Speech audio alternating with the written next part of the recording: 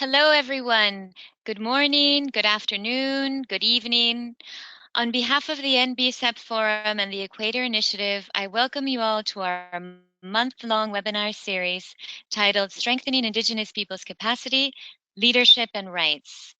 I am Alejandra Peró and the webinar coordinator and facilitator. And I would also like to thank my colleague Diego Ochoa for his support. Today is our last webinar of this month's series, and we will focus on Indigenous governance and leadership. Today's webinar's title is Indigenous Ubuntu Resurgence. And today's presentation and discussion will explore why the Indigenous Ubuntu resurgence is important as a philosophical worldview. Dr. Suzanne van der Poorten, a research associate with the NERU's program at the University of British Columbia and a visiting tutor at Queen's University, Canada, will moderate the session and begin with a summary of her own research on the strategies of a resurgence by local Indigenous coastal communities in Canada. The speakers will then discuss how Ubuntu ideas can engage relational connections and inform the politics of gender constructions, environmentalism, and disabilities. I warmly welcome you all to this webinar session. At this time, we would like to remind you all of certain rules and the dynamics in the webinar session. The microphones will be muted during the presentation, and this reduces the interferences and facilitates the communication during the duration of the webinar. We will have a presentation followed by questions and discussion. So please send us in advance your questions or raise your hand in the control panel of the GoToWebinar. If you want to speak and the connection allows it, we will open your microphones during the question and answer session. And a last reminder, as many of our participants are non-English native speakers, we would like to remind our speakers of the importance to speak slowly and clearly, and this will facilitate everyone's understanding. So we now transfer the webinar to Suzanne van der Poorten. Welcome, and thank you so much for joining us today. Thank you so much, Alejandra and Diego, and for the organizers. Are you able to hear me okay? Yes. Yes, we can. Great, thanks. Hi, everyone. Thanks for joining us today, and especially for those of you who are up at odd hours to join us, and those of you who've joined the previous webinars. And a huge thanks to the organizers from the Equator Initiative and the NBSAP Forum. I very much hope that this series of webinar conversations could lead into more opportunities for open learning. My name is Suzanne van der Poorten. I live near Vancouver, Canada, and I'm presenting here from the unceded traditional territory of the coastal Salish people. The real feature today is hearing from the two Indigenous Ubuntu scholars, Dr. Davi Messina and Moketsi Seka, who I will introduce shortly. But before that, I want to take a moment to offer a definition of Indigenous resurgence, which is our topic today, and talk a little about the research I've written up with Davi and those at the NERU's program at the University of British Columbia, Canada, on this topic. As a non-Indigenous scholar, I'm consistently awed by the innovation, resilience, and strategy employed by Indigenous leaders here in Canada and around the world. Indigenous resurgence movements are taking place worldwide, stemming from Indigenous individuals, leaders, and nations to the level of national and global government movements. For this research, we followed the definitional context for the term Indigenous resurgence laid out by Indigenous scholars here in Canada. The term Indigenous resurgence was coined by Kahnawake Mohawk scholar Tegiaki Alfred's 2005 book, Wasase, Indigenous Pathways of Action and Freedom. Cree Dene scholar Jared Martineau defines Indigenous resurgence as the renewal and reemergence of vibrant Indigenous nations, societies, and individuals in contention with colonialism, but not defined by it. Looking at these two scholars, as well as the work of Matthew Wildcat, Leanne Simpson, and Jeff Corntassel, Indigenous resurgence tends to focus on countering the influence of colonial hegemony, but also on the regeneration, expression, and reinvigoration of autonomous Indigenous governance, nationhood, and cultural and political and spiritual practices. Here in the west coast of Canada, Coastal Indigenous nations are a prime example of what strategies can be used toward Indigenous resurgence. In this case, in the marine context, we looked at the strategies of the Heiltsuk, Haida, and New Channel Indigenous nations and tribal councils and what they were doing to protect their rights to herring, a fish that is central to them in terms of food and economic trade, as well as culturally. Some of the strategies you might expect were legal strategies, so fighting for Indigenous rights, fishing rights, lands and oceans. Another is negotiating directly with governments, and another is protests and demonstrations. Others that were very integral to resurgence as well as conservation included practicing Indigenous traditional ways, so that is not waiting for governments to necessarily support this. Applying Indigenous laws, legislation, and declarations, again, not waiting on governments for these things, strengthening Indigenous identity and pride, and celebration and ceremony. And then there were three more strategies that were particularly interesting and very innovative. And one of them is inter-Indigenous solidarity and collaboration. And I'm afraid I was not able to make the PowerPoint work well. I will try to show it here. Are you able to see that? It's very small. Yeah, we do. Okay, great. You won't be able to see the detail I was hoping for, but it looks a lot like an airplane map, but that's all the different inter-Indigenous collaboration that's going on just between these three nations and just the west coast of Canada. So that strategy of inter-Indigenous solidarity between Indigenous nations was a really interesting one. Negotiating with industry directly was another strategy. So again, bypassing federal and provincial governments. And another one was creating Indigenous declared no-take zones. So this last idea of no-take zone was very prominent in the second phase of our NBSAP program research, which was involved in a global perspective, looking at Indigenous coastal recipients of the UNDP Equator Prize. So in these marine contexts, we noted many similar strategies to those in Canada, as well as those that other Indigenous peoples were using effectively toward marine conservation, as well as Indigenous resurgence. So I have a slide with all the strategies, but it's very small, and I would rather just say, for those of you who are interested, please get in touch with me through the organizers about this research on all the different strategies being used by coastal Indigenous nations here in Canada and UNDP Equator Prize recipients. I'm now very happy to be introducing our main presenters. Dr. Moaketsi Letseka is a professor of philosophy of education and African philosophy in the Department of Education Foundations at the University of South Africa. Dr. Letseka has concluded a 3-year study on archaeology of Ubuntu in Southern Africa-wide study that included Botswana, Lesotho, Namibia, Swaziland, Zambia, Zimbabwe, and South Africa. He's editor-in-chief of Africa Education Review and has recently published Open Distance Learning through the Philosophy of Ubuntu. Also, my good friend Davidi Musina is an Indigenous Ubuntu from the Ngona and Shona people of Southern Africa. He received a PhD in Sociology and Equity Studies at the University of Toronto and is now an assistant professor at the Indigenous Governance Program at the University of Victoria, Canada. His academic interests are Indigenous African philosophies, decolonizing Indigenous masculinities, Indigenous fathering and other fathering, and using Ubuntu oralities and disability studies to understand the social memory of Indigenous children. Divi will be facilitating the conversation between himself and Dr. Letseka, who are currently both broadcasting, not together, but both in South Africa. Thank you, Divi and Dr. Letseka. You're welcome. Introduction. Sorry, can you hear me now? Yes, I can. Okay, so thank you so much for that wonderful introduction. I would like to start off by offering an Ubuntu greeting, which is Salibona, which implies that we see you with our ancestors and that I'm never alone in my observation of you. Consequently, you can see the connection between the past, the present, and as we say, Salibona, we're saying that we see you, but also there's an idea of a futurity, that the future will exist because I am present.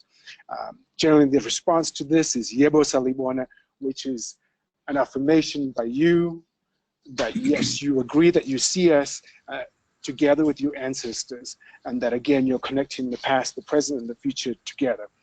I'm so excited to be engaging my brother in this conversation, and I wanted us to keep this in a, rather than a presentation, but a conversation. And so I wanted to start off by asking my brother to sort of reflect a little bit on his work in terms of the meaning for him in relation to indigenous resurgence, and specifically in the Ubuntu context, how his work that centers Ubuntu philosophy as a starting point for us to engage in conversation.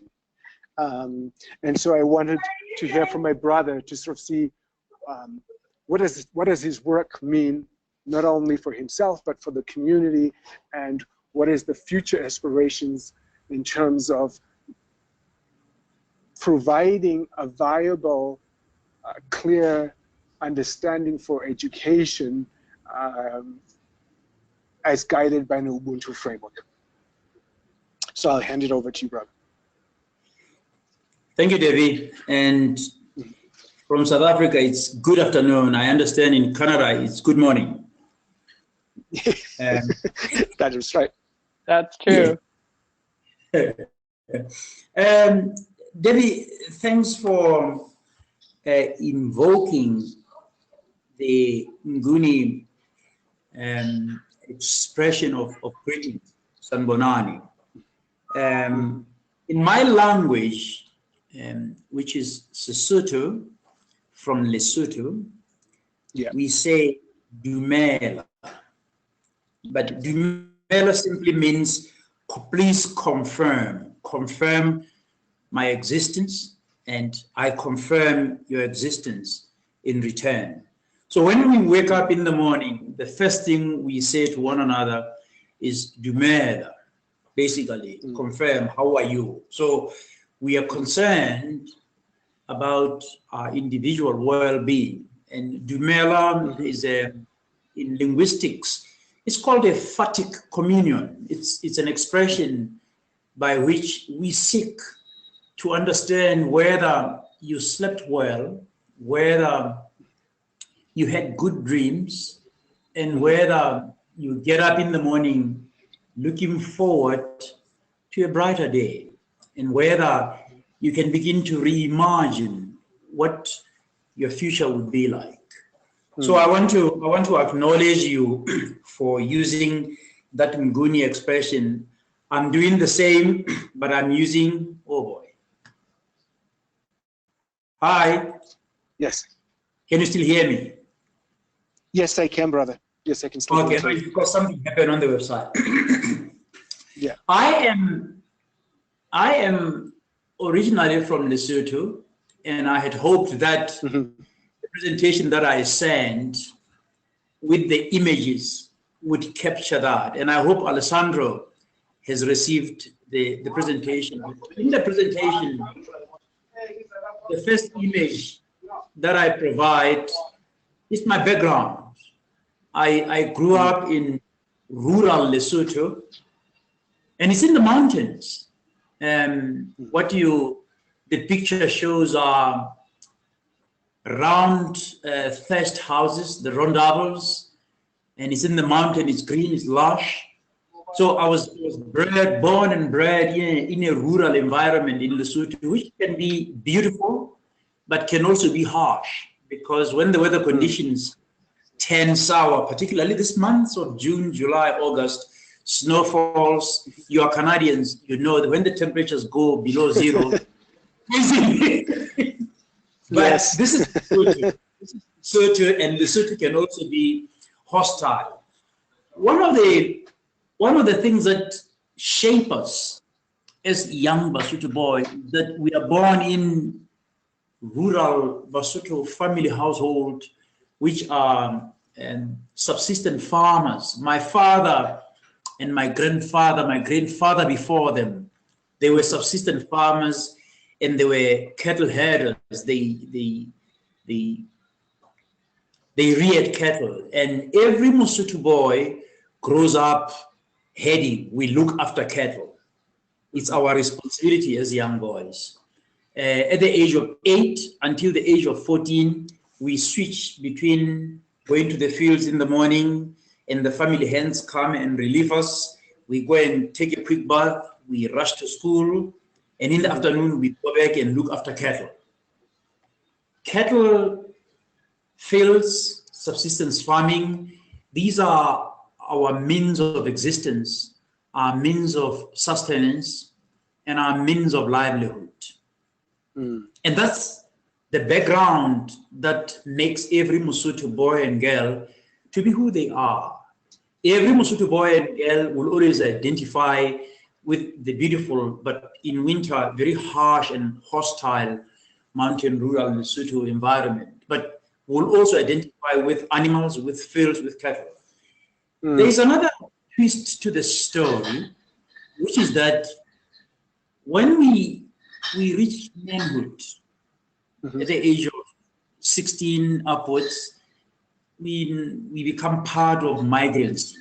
We normally leave home and we go to the mines. And most people know my story, and I'm going to share it with you, which is that at the age of 19, and that was 1976, I was recruited by the then Native Recruitment Agency. So I came to work in the mines of Johannesburg, and I was trained as a semi-skilled winch driver. So I spent the whole year of 1976 wearing a helmet, having a battery strapped on my belt at my behind, and I would go down underground, almost 3 kilometers underground to manage my winch, and would come back waist up, completely wet, because the condition in the mine is that the ore has to be sprayed so that you don't suffer from asphyxiation and TB at a later stage. But the situation is that every miner, when we come out of the underground, our pants are completely wet. These experiences, for me, I think they are experiences that shape who I am. And then I went to do my Cambridge Overseas School Certificate, which I completed in 1978. And of course, I went to the National University of Lesotho for my bachelor's, and I went to the University of the Witwatersrand in Johannesburg to do my master's. I had a stint, by the way, with my PhD at the Institute of Education, University of London, but I couldn't complete. I only completed my PhD here at UNITA. Now, I want to also share with you, Devi, you will know that we were born in a country that was initially called Northern Rhodesia. Yes. And the current Zambia was called Southern Rhodesia. And for people who might not know, these countries were de facto the possession of a mining magnate called Cecil Rhodes. He owned this country, that's why he named them after himself. I was born in Lesotho, and Lesotho was a colony of the British Empire. We were not called a colony, we were called British High Commission Territory. There were 3 British High Commission territories, which was Lesotho, Botswana, and Swaziland. At the time, it was Basutoland, Botswanaland, and Swaziland. I raised this so that people can understand where I come from. I went into my primary in a missionary school. My first teacher was a Paris evangelical French missionary nun. So one of the things that I had to do when I was introduced to education was to simply forgo my language, to forgo my culture, to abandon them, and to embrace British English culture. I had to speak English, and I had to behave in a manner in which the authorities in the school deemed suitable, culturally appropriate. I had to dress in a particular manner. I had to drink in a particular way. I had to eat in a particular manner. I had to speak in a particular manner. I couldn't laugh the way we do as Africans. When we laugh, we go, ha, ha, ha, ha. That's the way we are. There you go, Daddy. I couldn't do that because that was considered uncultured. So when I completed my doctorate and I started my study, I did a master's in philosophy of education, which was predominantly British/continental philosophy. And when I continued at the University of London, I was effectively introduced to what you call European philosophers. And when I came back to South Africa, I went into a sort of reflexive mode. I asked myself why I have been brought up to envy, and if I were French, I would have been totally assimilated into French. But in this case, I was totally assimilated into English culture. The University of the Witwatersrand is in South Africa, one of the universities that are called historically white English-speaking university. When you are at Wits, just like when you are at the University of Cape Town, you are in some kind of a little Britain. Now, I spent almost 2.5 years in London, and when I came back, I wanted to, as it were, rebel against that. And this is why I then went into the whole narrative of Ubuntu. And one of the things that I learned as I ventured into Ubuntu is that this is about community. There's a wonderful image that you will get when you log on to the internet and you search Ubuntu/community. It's a sort of a circle. Young kids are seated in a circle. It's an unbroken circle. And that's what Ubuntu is all about. Ubuntu is about us being involved in this unbroken indigenous African human circle. Ubuntu is about communal interdependence. Here in South Africa, we use expressions umuntu, ngumuntu, ngabantu.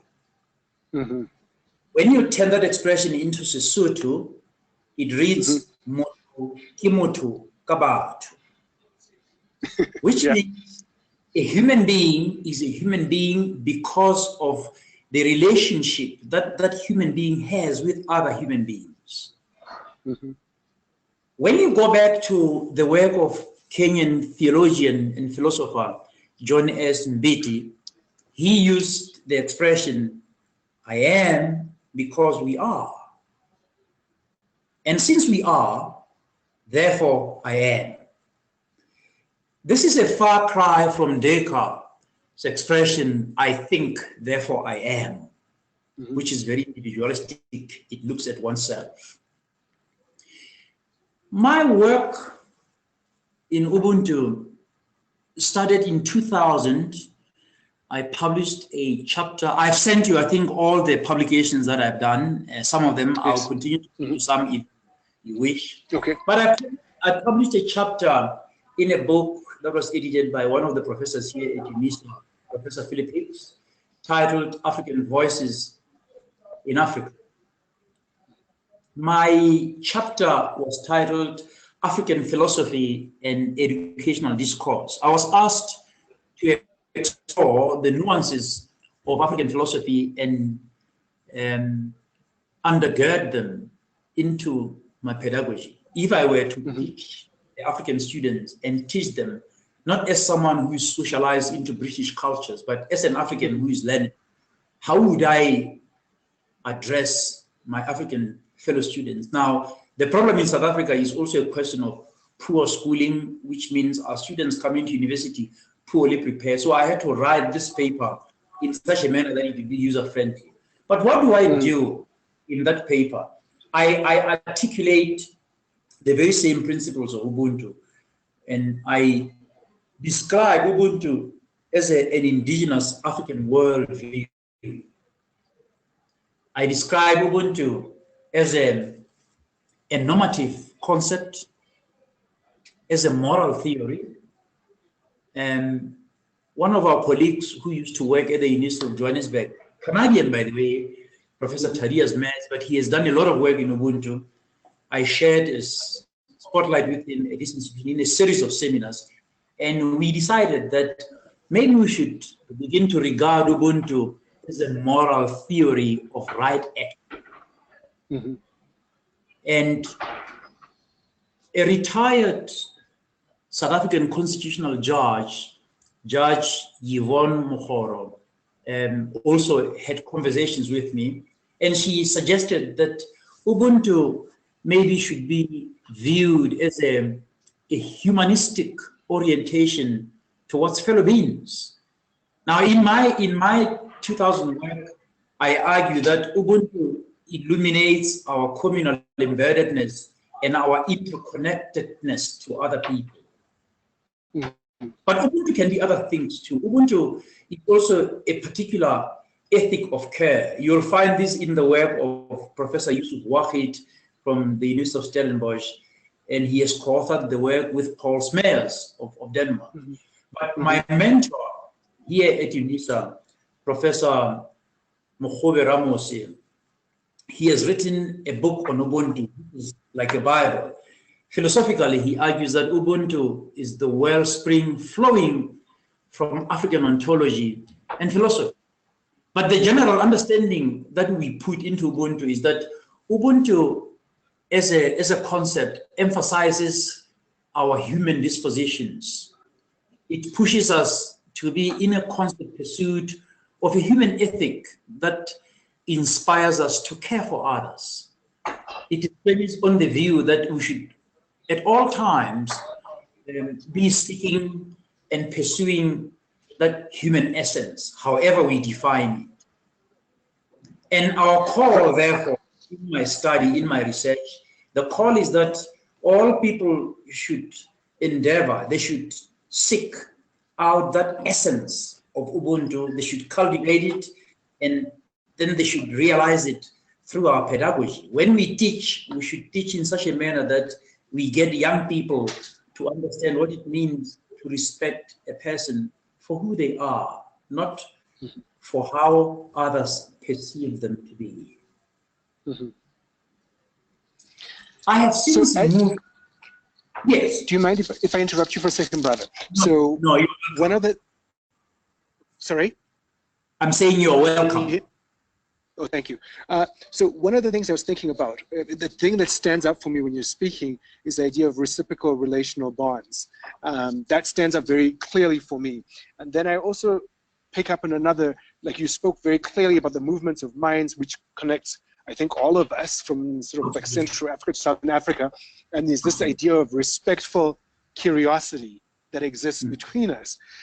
Yes. And as you were defining the term Ubuntu, I found myself also thinking that, could you speak a little bit more about this quality of humanity, and is it really bound up only with humans, or is this something that we can extend, or is there an understanding that Ubuntu is greater than just simply our relationships as humans? Because my understanding has always been that it's an expression that captures relationality, but relationally that it's not only limited to humans, right? That it goes beyond that. It actually, you know, I mean, our totems, that most of us who identify as being Ubuntu have totems that shows that we also have a relationality to both elements, to animals, to bodies of water. And so I was wondering if you could maybe connect that kind of conversation in terms of how broad, how much more broader it is when we speak about a humanist approach and connection to understanding our relationality, because that's something that I've been kind of also sitting with in terms of when we start to think about, the world from an environmental perspective, when we try to engage in it as Africans who are almost being lectured to about environmentalism, as if to say we did not have a notion of responsibility to the environment. Well, I'm glad you raised that, because then I'll take you back into my Lesotho upbringing. Mm-hmm. And I'm an Ubuntu because I'm alive. I'm a human being of flesh and blood. But I'm also an Ubuntu because I connect with my ancestors. People here in the city of Pretoria, a lot of people that I work with don't understand me because I'm asked on Sundays, do you go to church? And when I say no, people don't understand why. And I said, I'm a spiritual person. I'm not necessarily a Christian person. So at any point in time, I make arrangements to go back to Lesotho to connect with my ancestors. My Ubuntu is not located in me as a person of flesh and blood, but is also connected to my ancestors. It's part of my spirituality.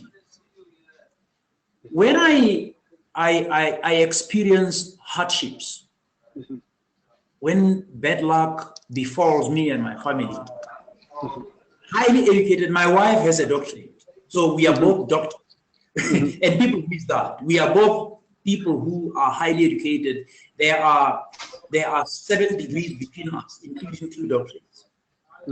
But when we experience hardship, we drive, we take leave, we go back to Lesotho. My elder brother is 74 years of age. I'm 60 now, David. Yeah. I'm 6 years of age, and I'm the 6th child in a family of 8. Now you can understand, I grew up in a big family. Every one of us who comes from this part of the world, that's normal. But when I'm in distress, I'll call my elder brother, who was born in 1945, and he will say, come home. And we arrange. He will slaughter a goat or 2, and it's for the purpose of us connecting with our ancestors. Early in the morning, he will wake us up all and take us to the family graveyard. And there we go through a ritual of communicating with our ancestors. We ask for cleansing, but we ask for all the bad luck to be removed. But we ask for our ancestors to come in communion with us. We believe that our ancestors have a sense of Ubuntu, and it is through interacting with them that we are able to recover that indigenous spirituality that defines who we are. My father was more like, people call people who believe in herbs and traditions witches. My father was not a witch or whatever it was, but my father was an indigenous herbal doctor. And we believed we farmed, and when hail came, there was always a fear that the hail is going to damage our agricultural product. My father believed that if he could pick up some of the sticks anointed with his own herbs, he could simply implore the hail to fly over and not damage our field. People tell me that we live in a world of hallucination, but no, I don't think we hallucinated. We always had good harvests, even though hailstorm would come in the neighboring area and basically obliterate all the farms. It's not thumbsuck, it's not hallucination, it's things that happen. So to come back to you, as Africans, we do have our own connections with the environment. So we don't need a Western environmental expert to tell us how to manage our environment. And we plowed, we knew how to plow so that we can keep the field okay. We also looked into how to maintain our wells, how to keep our rivers clean. You know, all these things were not written, but they were passed by word of mouth from generation to generation. Have I come to your question? Yes, you have. Yes, you have. And then I wanted to add a little bit more further. So in terms of, like I was thinking as you're speaking about, you know, our connection to the spiritual world and the, you know, the sense of spirituality has always been an important part. And I was thinking in terms of, especially at this point in juncture, where our youth are being called by other forms of religiosity, other forms of spirituality, because the calling is through Western education, which clearly marks our forms of spirituality as demonic, barbaric, and I'm also not going to sort of be sort of naively and sort of not also acknowledge that there has, like any society, there certainly have been aspects of our own culture that we need to understand, and sometimes with a sense of critical curiosity, that we need to sort of reevaluate and ask, are those things still serving us well in the current context that we exist? Having said that, I find myself asking the question, how do we help our youth feel a sense of that they are a part of creating modernity rather than just simply the consumers of modernity? I feel that when you are captured, right, in other folks' philosophy, other folks, you are simply just consuming that modernity, right? You go to school, you learn it, and you engage. But yet, when we engage with the stories of our aunties, when we engage with the stories of Hare and, baboon and uncle, and we call these creatures and relatives, and we idea that nature has a level of intelligibility, we become producers of modernity. How do we center this in our education curriculum, which at the moment seems to put this way of being in the world on the margins, and it's not centered at all. It's not seen as being viable in the current context. And so I'm so curious, because you've raised this very powerful, rich, understanding, which has made me feel very warm inside as you've said to speak there. And then I'm now thinking, okay, so what is the efforts that we're doing to center this in our education curriculum? This is a wonderful platform. You and I are connecting in a very wonderful way. I actually want to take a drive. I hope you're still in Joburg. I need to go and see you in person. I am sorry. I cannot wait. And I think there's a lot for us to really engage with. Yeah. Listen, I'm a very blessed person in many ways, because I grew up in a home where I had my grandfather and my grandmother. They were born in the 1800s. However, I also had the privilege to be counseled by my great-grandmother, who was my father's grandmother. That is the mother to my grandfather. You understand what I'm saying? Yes, yes, yes. At the time I was 12 or 14, my great-grandmother was 89, nearing 90. And there was also my grandmother, who was 14, 15 years younger than her. So I had these two great and grandmothers. These are people who lived through the wars. The wars happened while they were young girls. And these are people who would sit us in a rendezvous with, in the evening, we would bask in they would build a fire from dry cow dung. You know that? Yes. And the smoke, I don't know how they did it, but the smoke would be sort of window high. So we'd be sitting there and the smoke will be there, just like clouds. And we grew up with our grandmother and great-grandmother telling us stories. And these were stories that had powerful moral elements in them. The story of Hodumodumo, which is a huge monster that came and swallowed up communities. I later learned that Hodumodumo at a later stage was a metaphor to refer to British colonialism.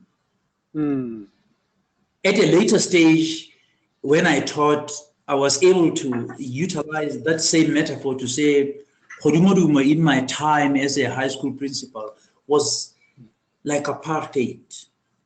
We were listening to these stories and we were asked to go and use these stories to make sense of our own existence. The story of Mushanyana Sankatana, who is a savior, and in your country, I know Bob Mugabe has shifted from who he was before. But when Mugabe came in after the Chimurenga era, he was a savior. Yes. When Nelson Mandela came out and led this country, he was like Mushanyana Sankatana. I'm not going to talk about that now in the era of Jacob Zuma. It's a different story. We don't talk about such things, just like we don't talk about the current leadership has lost that vision of why did we go in the struggle in the first place. But I grew up being told stories, lots and lots of stories. Now, to come back to your question, our current generation, our current crop, the cohort of youth, what do? They watch television. If they're not watching television, they are on their tablets, they are playing games, they are on their smartphone. And it's good. There's nothing, I'm not suggesting there's anything wrong with television. If we use television for educative purposes, it's fine. Even if a moment of relaxation when one watches a comedy or soapy, it's fine for the spirit. It's also fine for kids to be averse with technology, to play around. But I think at a particular point in time, a fellow professor here at the University of South Africa, Professor Elena Lemmer, has done a wonderful series of studies on parental involvement in the education of their children. And I think that's what is missing. I have an 8-year-old grandson right now, and he's into technology. But before he sleeps, I read him a story or I tell him a story. We just bought a new book called Stories Told by Gogo. Wonderful. Now you know what that means. Yes. The book is titled Stories Told by Gogo. Yes. Yesterday I read him the story about how the rabbit lost its tail. It's a story where, while there was no water, animals asked, the elephant called animals to say, can we come together and find a solution? So the animals decided, now we're going to dig a well. Rabbit said, no, you can't, I'm not gonna do that. And when the water was in, rabbit didn't have water and it stole the water, got caught and it ran away and its tail was chopped. These are stories about the humanization of animals so as to articulate the human experience. These are stories that are missing in the growth and development of our younger generation. And I think the best way to go about it is to rekindle that spirit of spending time with the young children and telling them stories. In the paper that I titled Educating for Ubuntu, Lessons from Basotho Indigenous Education, it appears in Open Journal of Philosophy. I look into how Basotho Indigenous education was drawn into to initiate young people into Ubuntu morality. People squirm now when you speak about Libullo, but in my own culture in Lesotho, Libullo is not, Libullo like initiation school, is not what we have now. It was a college. And it was a college, young people were introduced into what in philosophy you can call the virtues. In society, we call those mahabani, industry, hard work, respect for persons, respect for social conventions, humility, perseverance, service to the nation, patriotism, eloquence, when one becomes a praise singer, You know, all those things were highly valued. Mm-hmm. But our education colleges got young people, and in an unwritten curriculum, these things were there because they were taught from generation to generation. Some people had them as part of the oral archaeology. They kept them in their mind and passed them from generation to generation. The idea was to develop young people who would be valuable members of society, but who would understand what it means to say you have Ubuntu inside you, you have an Ubuntu inside you. You are a human being endowed in Ubuntu dispositions. Mm-hmm. Hmm. There you have. Yeah. Yes. You know, as I'm listening to you and I'm thinking about the things that you've said and the importance, you know, first of all, you've reminded me the importance of family. You've clearly articulated, you know, the centrality of community and that there's a communal form of education that is not just simply about numeracy and literacy, that it's a social form of education that sets us up for life. And then this then brought me to this question that if it sets us up for life, how does this set us up? How do we then engage questions of morality between gender relationships? And I was thinking about, you know, when we think about some of the challenges that we've had, and even some of the, you know, social issues that you've reflected in some of your own writing and some of your own scholarship, you know, around rape, around gender inequality. How might we connect to this with this idea of being Ubuntu? And I think of, you know, you eloquently stated the importance that we would sit around the fire and we would listen to grandma tell us these stories. And if you didn't have a grandma, such as myself, I had other grandmas from other folks' family who took me in and gave me these lessons, who said to me, this is how you care for a child. This is how you know, change a diaper. This is how you raise a child. You know, so they took us in just as in the same way as I've been taken in Canada by, you know, the indigenous communities and nations. Like I think of, I've been taken in by the Squamish Nation when I lived in, you know, sort of like in BC around near, you know, Vancouver. And then when we moved to the island, you know, the Songhees, Esquimalt, and the Colinguen people have welcomed us into their communities, but at the same time, they are educating us and they're loving us. But the reason why I'm connecting all of these, at the center of this education for me has been these women that have helped shape how I perceive myself as a male, that they have helped me understand my masculinity. And in some ways, they've really helped me understand that my masculinity is not devoid of my femininity, and that they have given voice to that. And so I wonder, how do we help our young men who've adapted a hyper-masculinity that is very much embedded within a colonial context? How do we help them understand the multiplicity of masculinities that are embedded within indigeneity that also help them respect within themselves their femininity, which then connects them to their mothers, to their grandmothers, and to their aunties? Well, this is a powerful discourse you're raising, really. It's I think it forces me to then look into some of the feminist discourses that have been packaged around. When I spoke about the Bullo initiation colleges in Lesotho, you'll recall that the initiation colleges were both male and female. The grandmothers always went and taught young women in a secluded place what womanhood entailed, what it means to be a self-respecting woman, what are the particular things that were regarded or ought to be regarded as identifiers of what it means to be an ideal woman.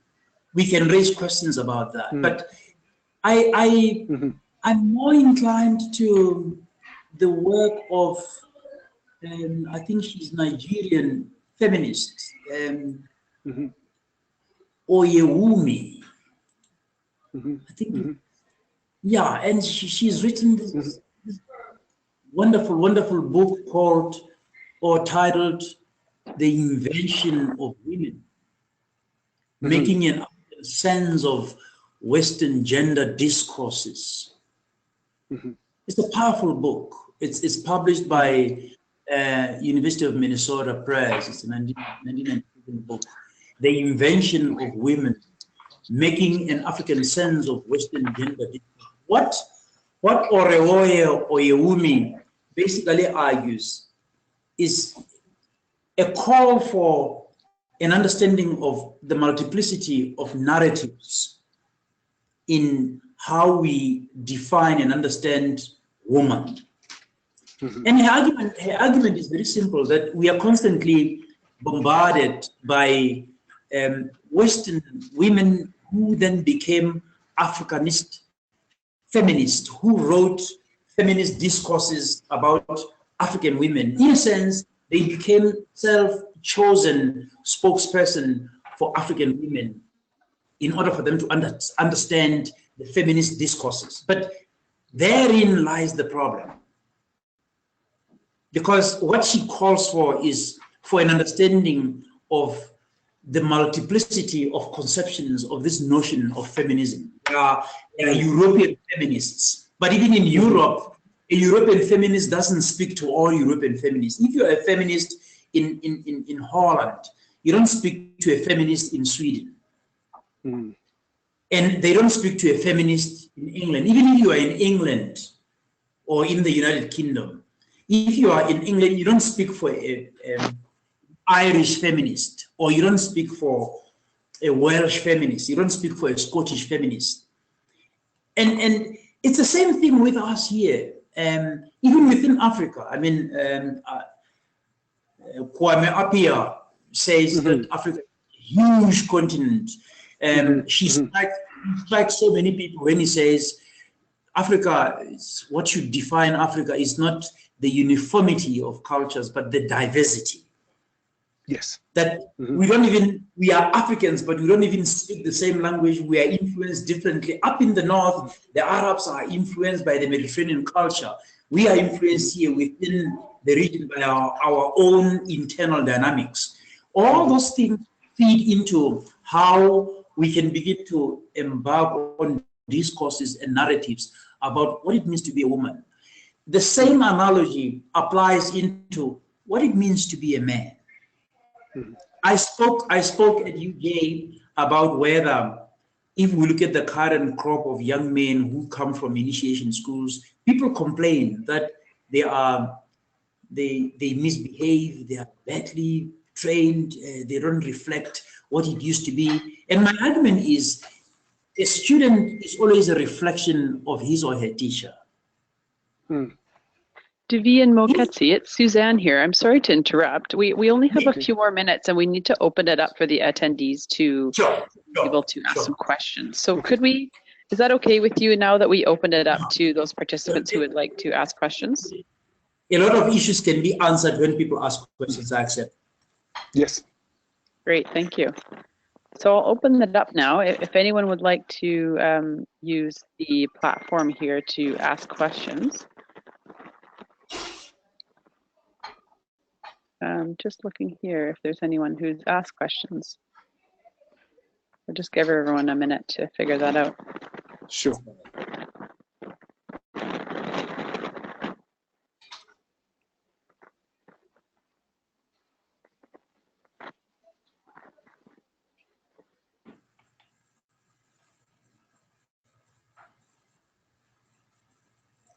Is silence golden? You just explained it all so well that there's no question. Sometimes it takes a while to figure out where to. For those of you who'd like to, there's a little, if you look at the drop down, there's a little question area, and it might be that there are no questions. Divi, would you like to take a minute to respond while those people are, if they'd like to ask questions, or figuring that out? Yeah. So, and I was thinking that as you were speaking so eloquently about some of the the diversity and the senses of understanding, one of the things that was striking me was this idea of our institutions, right? Because our institutions are a form of education. And I thought, you spoke a little bit about the different forms of institutions that sort of initiate young boys and young girls into manhood, into womanhood. And I think those are set, those are set, and some of those are being challenged in the current context. And then there is also the institutions, right, that sort of like sets a governance sort of like a process. And I wanted you also to sort of to maybe speak a little bit about, whilst we're waiting for some questions, but are there ways for us to connect all of these institutions into a more formal form of education? Because unfortunately, I mean, I think the changes have come, right? And I find your work and the work of some of the other scholars that you've referenced has become the place where some of our youth are really encountering what they would have traditionally encountered in their own communities, right? And so we're at a space where we're having to ask, well, how might we begin to contend with that, right? As our societies are changing and shifting, what might be the place for us within the formal structures? If our children spend so much time in the education system, how might that education system begin to respond to this question of gender? And I know, as I'm saying that, I'm also have other things that are popping into my mind, but I'm also conscious of them. And so I'll let you say something to that, and but check before you respond. Suzanne, have any questions come up?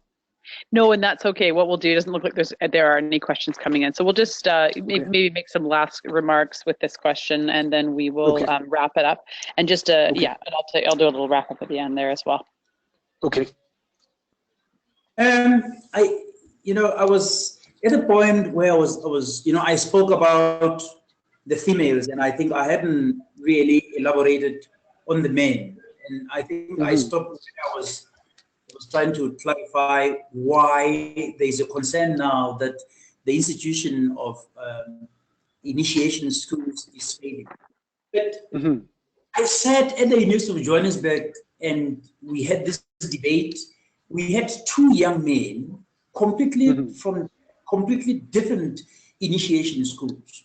One confessed that in hindsight, he now recognizes that he went to a school that did not have the kind of values that his father had in mind when they drafted him. Because he came out, he celebrated alcohol, he celebrated the abuse of women, he celebrated everything wrong, and for him, that was a way in which he accepted his manhood.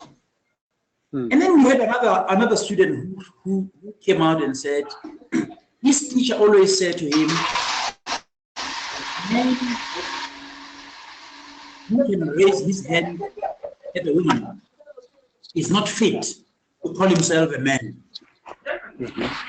Now,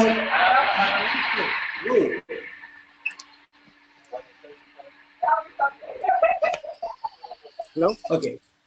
Sorry. Yeah, I get it. It's kids. Yeah. Now, it's schools. Schools induct young initiates different. But the bottom line is basically the initiation schools, especially for males, are understood to be ways in which young men are initiated into proper ways of conceiving of themselves as men.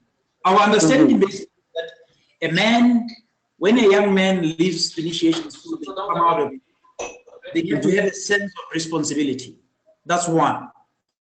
And responsibility to yourself as a human being, but it's also responsibility to the people around you. If you are married, it must be responsibility to your wife. It must be responsibility to your family.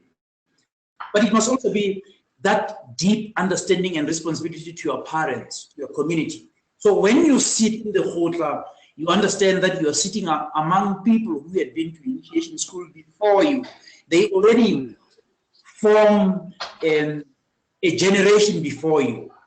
And they are de facto your seniors. If you have your PhD now, and someone had their PhD in 1946, They are your seniors. They have been tough before you. Not always. But that's the analogy. And we miss that. So I think we need to also, let's go back to family. Gender is something that has to be, an understanding of gender is something that has to be cemented in the family. And we need to move to a level where, for example, we don't genderize roles. No, we should not do that. My wife and I, we have 2 sons. The younger one is aged 36. The younger one is aged 33. Now we have grandchildren. When I come back from work, the first thing I do is put on a robe and wash the dishes. I set an example. I'm a professor, I provide, but I don't see kitchen as something where it's not my place. The kitchen is a place where we prepare food. The preparation of food, it ought not to be a genderized role. We don't gender such role. Once we start genderizing role, we then perpetuate the patriarchal stereotypes. And we should move away from that. And it's in the family.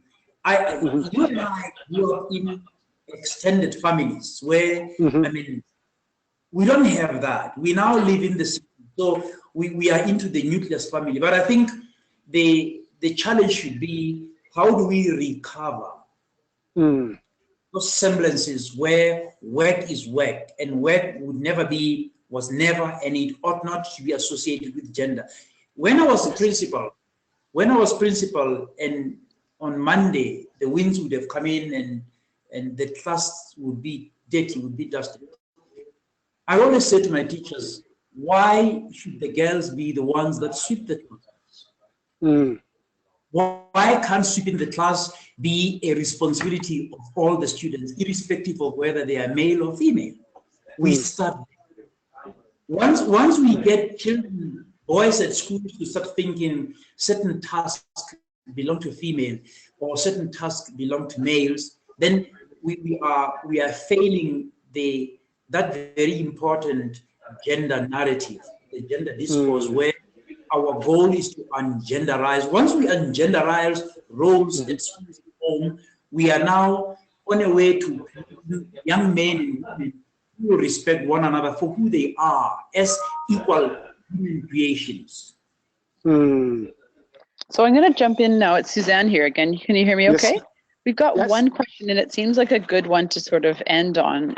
One that's sort of more broad for all communities. Anyone who's listening to this or who goes in, and this is a recorded session, so they're able to go in and listen to this webinar later. And it's Alejandro, and she's asking, what recommendations could you provide to other communities around the world who are in their own processes toward resurgence and greater Indigenous autonomy? You want to start, David? Okay. Since you're putting seniority last, I gladly accept that. We'll pass it up the line. We'll pass it up the line. Okay. I need to take a sip of water. I've been talking. So I think the first thing that I would sort of say is, I mean, I think we have to accept the fact that within our own communities, as difficult as it is accepting that our knowledge is we have to be willing to own our knowledges. And I don't mean that in a capitalist form of owning. What I mean by that is we have to be proud of both the things that we see as the stereotypes that we perceive as being negative, as well as the things that we perceive as being uplifting and wonderful about our culture. We have to be saying we own our culture. And I think that's the first part, is to teach communities that are sort of working with this idea of centering Indigenous ways and knowledges is first, you've got to begin to claim your heritage.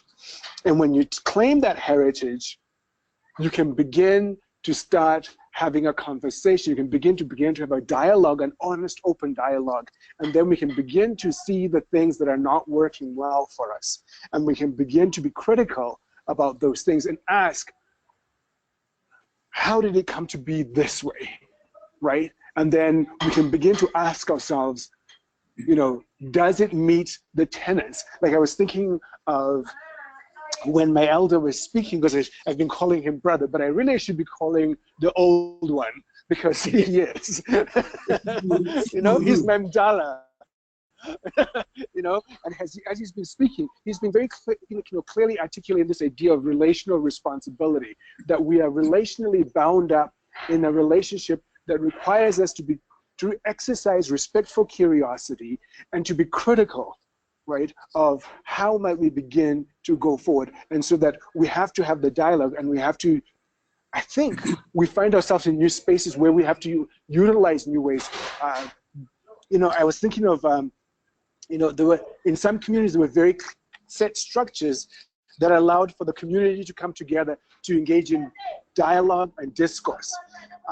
Some of those structures have been affected because we've moved away, and I think of how, you know, labor migrations has caused great movements within Central and Southern Africa, and never mind speaking about the rest of Africa. I mean, in fact, I can actually talk because I know folks from Nigeria, Ghana, who are here in South Africa, and so the way we communicate also is shifting, and so we can utilize new technologies such as writing, you know, computers, to begin to engage in new conversations and to begin to center those conversations in new ways. And so I guess what I'm saying is that we can bring, you know, the traditional with the modern in a conversation, but always centering ourselves in our own indigeneity, because it's when we do that that we can begin to sort of start being critical about the changes that we want to see, with, you know, the changes that are informed and that are at the basis of creating good governance that is always respectful, always relational in nature, and I mean that very broadly. So I'll stop there and then pass it on to my old Mdala. Yes. Look, here in South Africa, I think we are blessed because we have a national funding agency called the National Research Foundation. And the National Research Foundation has a directorate of indigenous knowledge systems. This is a directorate that funded my 3-year study, and it's a directorate that basically funds all indigenous knowledge initiatives in the country. Mm-hmm. And interestingly, the National Research Foundation requires universities to pursue a 3-pronged approach to knowledge production. We teach, we conduct research, but the third leg of that is called community engagement. Mm-hmm. Now, here at UNISA, community engagement finds resonance in the work that we do in my research in Ubuntu. If you go back to that revolutionary Amilcar Cabral, and that powerful collection of his speeches called Return to the Source. What we are doing here, we are encouraging our young scholars to return to the source. Now, the National Research Foundation makes it a mandatory condition to say, for us to talk about indigenous knowledges, we need to consult the communities. We need to go back and talk to elders. And the understanding is that community elders are regarded, or ought to be regarded, as custodians of indigenous knowledge systems. And I think that's where we are. My recommendation is that for us, in order for us to preserve our indigenous knowledges, we cannot do that if we cannot engage in lifelong / long-term engagements with community elders. My Archaeology of Ubuntu study has 22 researchers. You already know takes place in Southern African countries. Yeah. But the modus operandi of all these researchers was to sit down in the communities and have what we call oral historical conversations with community elders. My recommendation basically is that to move away from the ivory tower understanding of a university, we need to get to that niche where we speak to communities and we make it an everyday occurrence. That's the only way we can rejuvenate all these discourses about our identity, about our culture, about who we are. Well, true, some of our community elders are old, frail, and some of them are now mentally no longer where they want to be. But that's why researchers have to be particular about who we talk to. How do we triangulate what we get from elders? So that would be my tip. In any case, the indigenous knowledge has become a global discourse. I mean, UNESCO is driving that. I'm now in collaboration with colleagues in New Zealand and in Australia and here in Africa. And I'm glad this webinar now has allowed me to connect with people who pursue indigenous knowledges in Canada. So that's an expansion. And I think it's a useful opportunity for us to share how we navigate this maze of engaging in absolutely. So, Suzanne here. We're going to get timed out pretty soon here. So this is just really, really incredible, and thank you both so much for your insights. The wonderful thing is, I think a lot of what you've said is really something people may want to go back and listen again to what you've said, and they may recommend others to that. This is going to be up live. All of the wonderful conversation we've had here today is all going to be up on the NBSAP Forum channel on YouTube, so you can actually go listen to this all again. So this is really great. Thank you both so much for making the time to do this, and again to our organizers at the Equator Initiative and the NBSAP Forum. So thanks to V and Dr. Moetsaka-Letseki. You're welcome. Thank you so much, Suzanne, too, for bringing us together. And yes, this was wonderful. And safe travels, V, on your way home. Bye. Thank you. Okay. Bye-bye. Bye, everyone. Thanks again for coming. Bye-bye.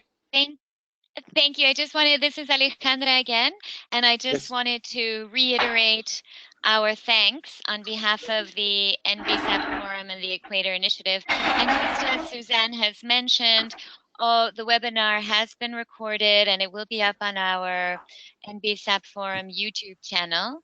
And the presentation, both presentations will also be posted on the forum homepage, so people can go back and look at it. And I also invite Suzanne and our guest speakers, Devi and also Moeketsi, to please send any other resources that can be uploaded that can complement the work, the presentations that and the discussions that we've had today. So thank you very much for your time, for your participation, and thank you for your support. And I thank everyone for their engagement during this month-long webinar series titled Strengthening Indigenous Peoples' Capacity, Leadership and Rights. And we look forward in the future perhaps to have more of these kinds of webinars where we address topics of great importance to Indigenous peoples and local communities right now around the world. So thanks very much. Thanks so much, Suzanne. Yeah, thank you so much. Take care. Bye-bye. Bye-bye. Bye-bye. Thank you. Bye.